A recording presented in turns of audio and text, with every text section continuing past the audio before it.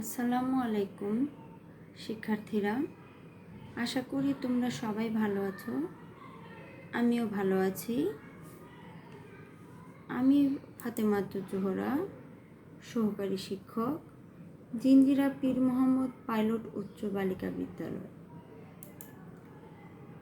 আজ আমি তোমাদের ষষ্ঠ শ্রেণীর বাংলাদেশ ও বিশ্ব পরিচয়ের বাংলাদেশের সংস্কৃতি বিষয় নিয়ে আলোচনা করব।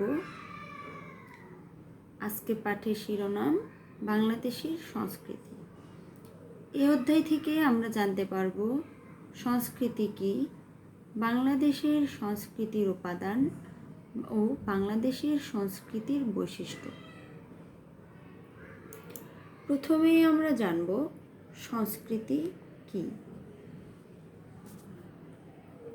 সৃষ্টির শুরু থেকেই মানুষ প্রকৃতি ও পরিবেশকে কাজে লাগিয়ে নিজের প্রয়োজন মিটিয়েছে। এক টুকরো পাথর বা একটি গাছের ডাল হয়ে উঠেছিল হিংস্র পশুর হাত থেকে নিজেকে বাঁচানোর হাতিয়ার। প্রকৃতিকে এমনিভাবে কাজে লাগানোর ক্ষমতা মানুষকে দিয়েছে সংস্কৃতি, যা আজ পর্যন্ত চলমান রয়েছে। মানুষ বুঝতে পারল সমাজবদ্ধ হয়ে একত্রে থাকলে টিকে থাকার এই লড়াই আরও সুদৃঢ় হবে। তাই সমাজকে সংগঠিত করার উদ্দেশ্যে তৈরি হয় নানা নিয়মকানুন। এসব নিয়মকানুন ধীরে ধীরে অর্থনীতি, রাজনীতি, ধর্ম, শিক্ষা ইত্যাদিতে রূপ নেয়। সংস্কৃতি বা কালচার শব্দটি যেভাবে পরিচয় করিয়ে দিই না কেন, সংস্কৃতি আসলে মানুষের জীবনধারা। সংস্কৃতির মাধ্যমে মানুষের জীবনযাপনের প্রতিচ্ছবি প্রকাশ পায়। মানুষ তার অস্তিত্ব রক্ষার জন্য সমাজ জীবনে কোনো উদ্দেশ্য সাধনের লক্ষ্যে যা কিছু চিন্তা ও কাজ করে তাই তার সংস্কৃতি। যেমন বেঁচে থাকার জন্য মানুষ খাদ্য গ্রহণ করে, সেই খাদ্যকে যখন বিভিন্ন প্রণালীতে রান্না করে এবং সুন্দরভাবে সাজিয়ে পরিবেশন করা হয়, তখন সেটা হয়ে যায় মানুষের সংস্কৃতি। সংস্কৃতি দুই ধরনের, একটি বস্তুগত সংস্কৃতি আর একটি অবস্তুগত সংস্কৃতি। সংস্কৃতির বস্তুগত উপাদানগুলোর মধ্যে বিভিন্ন ধরনের ঘরবাড়ি, আসবাবপত্র, পোশাক, যানবাহন, খাবার, চাষাবাদের উপকরণ, বইপত্র ইত্যাদি রয়েছে। আমি আবারও বলছি, বস্তুগত সংস্কৃতির উপাদানগুলো হচ্ছে বিভিন্ন ধরনের ঘরবাড়ি, আসবাবপত্র, পোশাক, যানবাহন, খাবার, চাষাবাদের উপকরণ, বইপত্র ইত্যাদি। আমাদের সংস্কৃতির অবস্তুগত উপাদানগুলো হচ্ছে সামগ্রিক জ্ঞান, মনোভাব ও দৃষ্টিভঙ্গি, ধর্মীয় বিশ্বাস ও নীতিবোধ, ভাষা, বর্ণমালা, শিল্পকলা, সাহিত্য, সঙ্গীত, আদর্শ ও মূল্যবোধ, জ্ঞান বিজ্ঞানের শাখা প্রশাখা ইত্যাদি। আমাদের দেশের মানুষ নিজস্ব প্রয়োজনেই বস্তুগত সংস্কৃতির উপাদানগুলো সৃষ্টি করেছে। এসব উপাদান শত শত বছর ধরে টিকে থাকতে পারে। যেমন আমরা জাদুঘরে গেলে এমন অনেক জিনিস দেখতে পাই যেগুলো শত বছরের পুরনো। সেগুলো দেখে আমরা বাংলাদেশের সে সময়ের মানুষ ও তাদের সংস্কৃতি সম্পর্কে ধারণা পেতে পারি।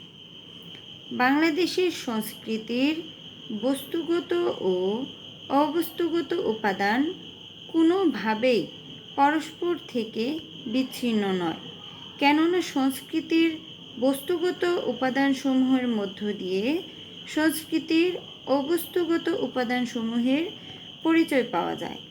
যেমন নকশি কাঁথা বাংলাদেশের সংস্কৃতির একটি বস্তুগত উপাদান।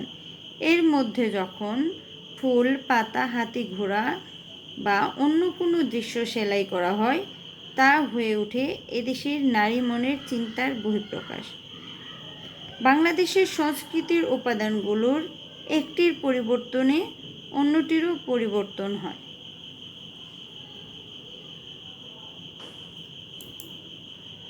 বাংলাদেশের সংস্কৃতির বৈশিষ্ট্য। আমরা জানলাম সংস্কৃতি কি, সংস্কৃতির বস্তুগত ও অবস্তুগত উপাদান। এখন আমরা জানব বাংলাদেশের সংস্কৃতির বৈশিষ্ট্য।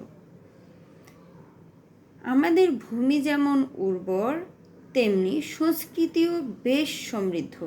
এখানে আগত নানা জাতের মানুষ ও তাদের সংস্কৃতি সৃষ্টি করেছে সাংস্কৃতিক বৈচিত্র্য।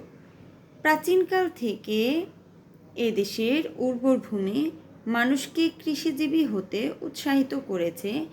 কৃষিভিত্তিক উৎপাদন ব্যবস্থাকে ঘিরে গড়ে উঠেছে মানুষের আচার আচরণ, সঙ্গীত, নৃত্য, ঘরবাড়িসহ সংস্কৃতির সকল দিক।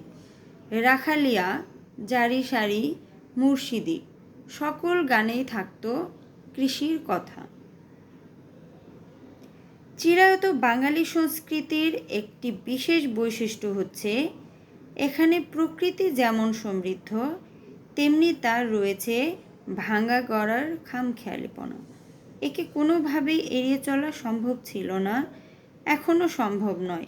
প্রকৃতির বিরূপ আচরণে যেহেতু কখনো ঝড়, কখনো বন্যা, কখনো অতিবৃষ্টি, কখনো অনাবৃষ্টি, এসব নানা অনিশ্চয়তা থাকে, তাই এখানকার মানুষকে পরম শক্তির প্রতি আকৃষ্ট ও বিশ্বস্ত রেখেছে। সব ধর্মের মানুষ নিজ নিজ বিশ্বাস থেকে এই সাধনা করছে। এই সাধনার মধ্যে আল্লাহ বা ঈশ্বরের কথা যেমন আছে, তেমনি আছে মানুষের কথা। বাঙালি সংস্কৃতির বৈচিত্র্যের মধ্যে যে সুরটি প্রধান, সেটিকে বলা হয় মানবতাবাদ।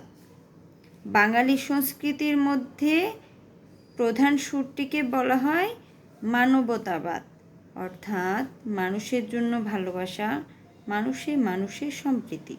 এসব কথার প্রতিফলন আমরা পাই লালন, রবীন্দ্র ও নজরুলের গানে।